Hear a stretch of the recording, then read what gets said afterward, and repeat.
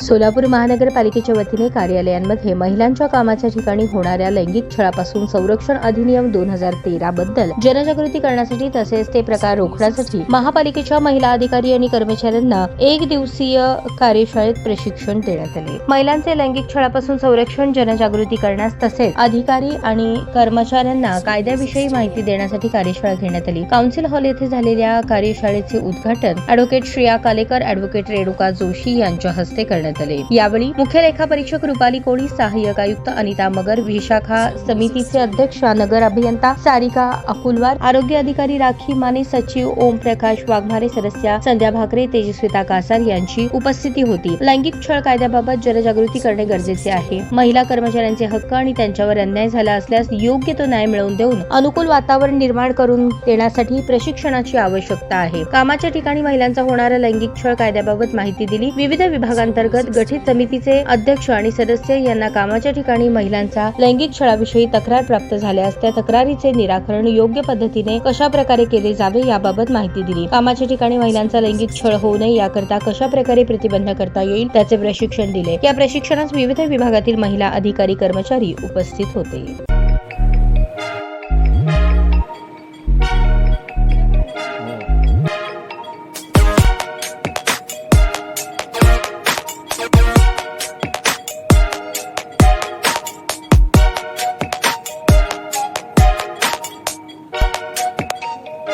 सोलापूर शहरातील सुप्रसिद्ध हॉस्पिटल म्हणजे सेंट्रल मल्टी स्पेशालिटी हॉस्पिटल मागील अनेक वर्षापासून सेवा बजावत आहे। 24 तास इमर्जन्सी सर्व्हिस, मॉडर्न टेक्नॉलॉजी, अनुभवी डॉक्टर्स तसेच अत्याधुनिक तंत्रज्ञान सुविधांनी सुसज्ज स्त्रीरोग प्रसूती विभाग, ऑर्थोपेडिक विभाग, मेडिकल विभाग आणि इतर एकमेव नाव म्हणजे सेंट्रल मल्टी स्पेशालिटी हॉस्पिटल। पत्ता गणेशपेठ शॉपिंग सेंटर, मंगळवार बाजार, सोलापूर।